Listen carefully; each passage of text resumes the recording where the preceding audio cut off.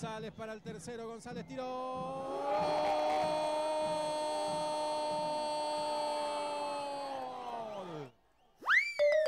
Aquí vemos lo que ocurría después del tercer gol, el gol de Julio González. Saltó por encima de la enamorada porque no hay mucha altura. Qué peligroso.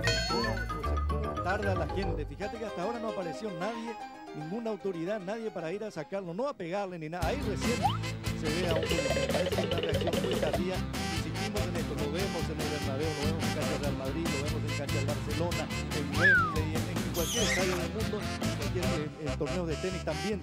Siempre aparece un loco y parece que uno solo es mucho más difícil de atajar a lo mejor, pero me parece que este señor corrió demasiado, tuvo tiempo de hacer muchas cosas. Felizmente entró solamente para esto, para abrazarse con la gente de Guaraní, para festejar el gol, pero hay que tomar las providencias también en el sentido de ensayar y ver qué se hace.